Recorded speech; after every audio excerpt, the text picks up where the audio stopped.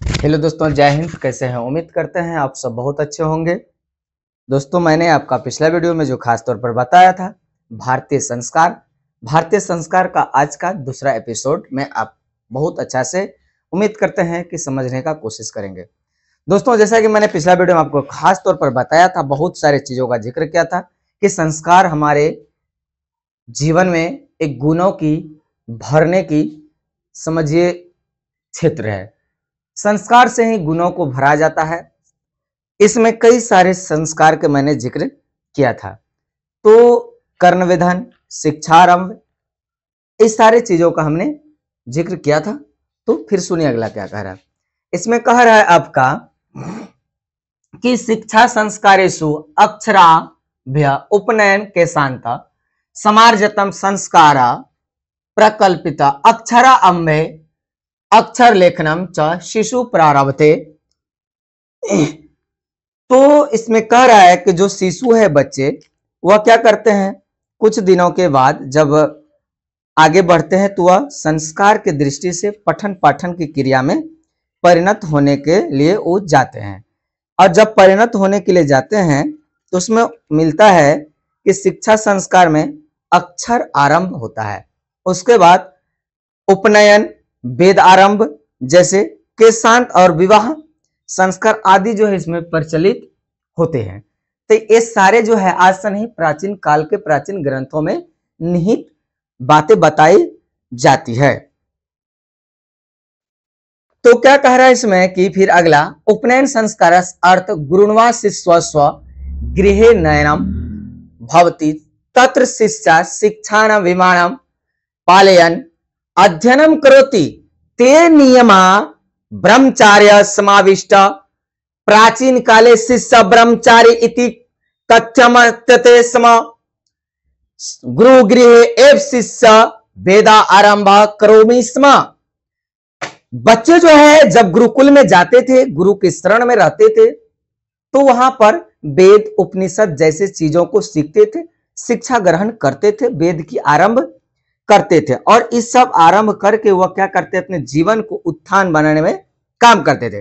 गुरु के घर में जाने के बाद जो है उनका शिष्य नियम का पालन करते थे और नियम का पालन करते करते वह अध्ययनरत हो जाते हैं।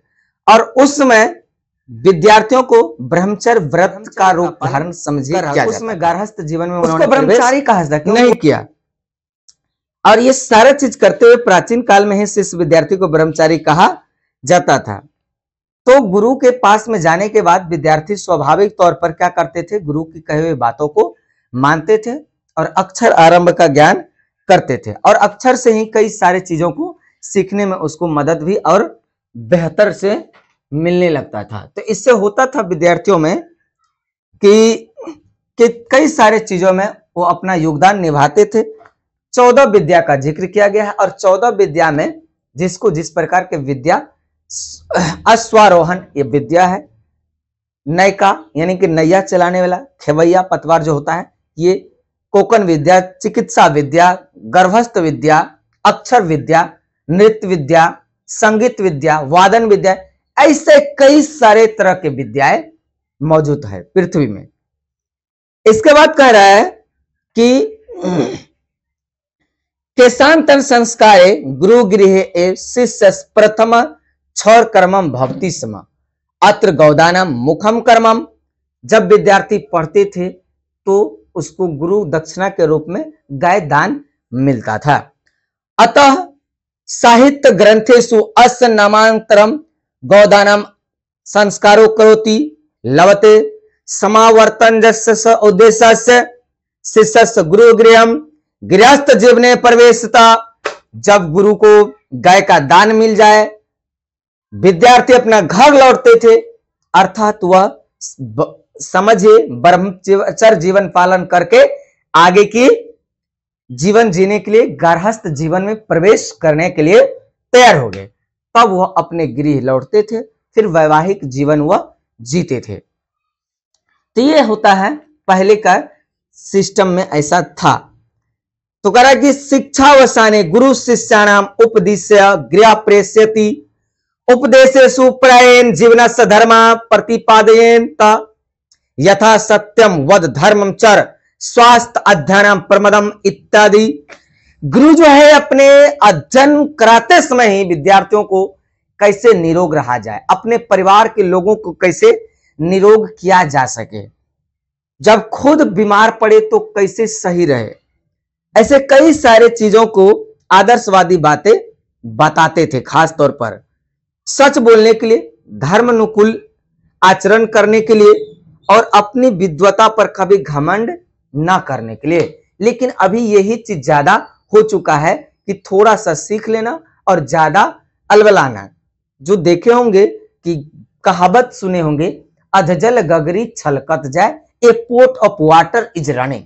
इसका ट्रांसलेशन होता है a pot of water is running, अर्थात जो भरा हुआ रहेगा वो झुका हुआ रहेगा, जो खाली रहेगा वो तलमल तलमल तलमल करते रहेगा। जैसे पेड़ की टहनी को ही आप समझ सकते हैं, जब फल लगता है तो झुक जाता है, फल टूटा फिर फड़फड़ाने लगता है थोड़ा सा हवा में।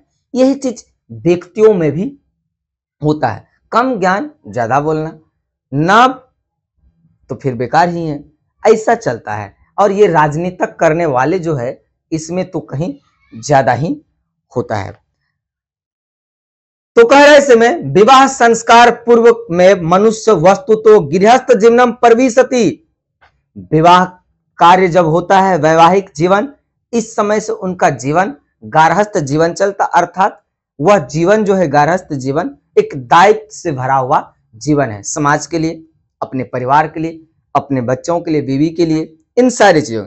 विवाह पवित्र संस्कार मत यत्र नाना विधम कर्म कांडानानि भवति तेसु वाग्दानम मंडप निर्माणम वधु गृहे वर पक्षणम स्वागतम वर वधु परस्परिक निरीक्षणम कन्यादानम अग्नि स्थापनम पानी ग्रहणम लाजा होम सप्तवदी सिंदूर दानम इत्यादि। वैवाहिक जीवन में जो है कई सारे नियम होते हैं और उस सरल नियम में फलदान, इसके बाद वर वधु का मिलन, मुदखानी रस्म, घूंघट रस्म, हल्दी रस्म, कई सारे रस्म इसमें कराए जाते हैं। तो इसमें होते हैं क्या कि वाग्दानम, वर वधु को वचन दिया जाता है, मंडप का निर्माण होता है, बेटी की शादी में मंडप निर्माण होता है। भले आज के समय में लोग होटल में चले जाए तो रेडीमेड मंडप, लेकिन वो ठीक नहीं है। वर वधु के घर में वर पक्ष का क्या होता है, स्वागत होता है, और वधु पक्ष वाले जब तिलक स्वरूप देने जाते हैं वर पक्ष में, तो वहां पर भी उनका स्वागत अच्छा ढंग से किया जाता है। उसके बाद अग्नि की स्थापना होती है, अग्नि को साक्षी मान करके पानी ग्रहण होता है, धान के लावे से हवन, सप्तपदी अर्थात पति के साथ पत्नी का क्या होता है, अल्पना पर जो है पैर रखाता है, और क्या था अंत में पैर रखने के बाद सिंदूर दान जैसे आदि कार्यक्रम को आगे बढ़ाया जाता है। तो अगला क्या कर रहा है, सर्वत समान रूपे विवाह संस्कारास्य प्रायेण आयोजनम भवति तद अंतरम गर्भधानस्य संस्कार पुनरावर्ते जीवन चक्रं च भ्रमति मरणादसम अंत्येष्टि संस्कार अनुष्ठानम ए भारतीय जीवन दस्य महत्वपूर्ण मादकम संस्कार इति।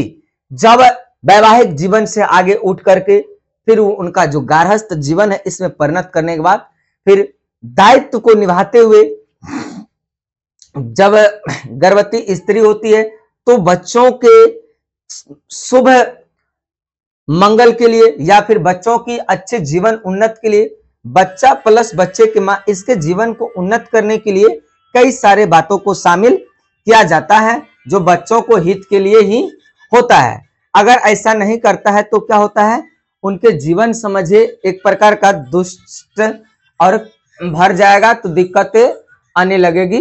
तो इस चीज हमेशा को चलते रहता है, नहीं तो क्या होगा, दिक्कत होगा। और मरने के बाद जो है एक संस्कार है, उसका नाम है अंत्येष्टि संस्कार, और अंत में अंत्येष्टि करके उसकी कामना को खत्म कर, अब इसके बाद कोई काम नहीं होता है। लेकिन इसके साथ भी लोग जो है 1 साल के बाद 11 और 12 माह के जो भी कहिए, तो एक संस्कार स्वरूप समझिए उसको याद किया जाता है, जिसको बरहिखी या बरी भी कहा जाता है। तो भारत में रहने वाले हर जाति धर्म तबके के लोगों का अलग अलग तौर तरीका है, लेकिन यहाँ पर संस्कार भरा हुआ क्षेत्र है। अब वह संस्कार विहीन हो जाए तो वो उनका नेचर है, इसमें हमारा कोई लेना देना नहीं रहता है। तो हर आदमी को चाहिए कि संस्कार में ओतप्रोत रह करके भारतीय जीवन दर्शन का महत्वपूर्ण स्रोत को क्या करना चाहिए। तो मैंने पूरा वीडियो में आपको भारतीय संस्कार चैप्टर से कई सारे तथ्य को मैंने बताया। भारतीय संस्कार पर अगर कहा जाए तो प्रकाश डाला गया।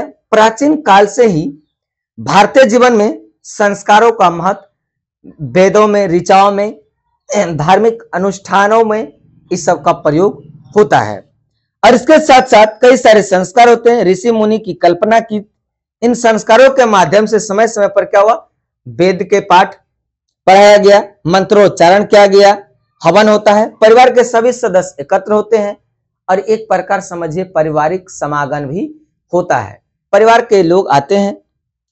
इसका जन्म के पूर्व 3 सेवा संस्कार में 6, शिक्षा में 5, विवाह में 1 तथा मरणोपरांत 1, ऐसे कुल मिलाकर के टोटल 16 संस्कारें होती है। और 16 संस्कार शायद कोई कर पाता है, नहीं तो नहीं कर पाता है। जन्म के पूर्व 5 संस्कार, हमें क्या पता हमारे जन्म के पहले क्या क्या संस्कार हुआ, अब मरने के बाद एक हुआ कि नहीं हुआ, रोड एक्सीडेंट हो गया तो कौन देखने गया।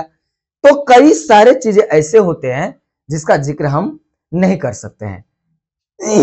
तो आज का एपिसोड में इतना बताएं, तो हम फिर अगले वीडियो में आपको लेकर के चलेंगे जो आपको जानना बेहद जरूरी है।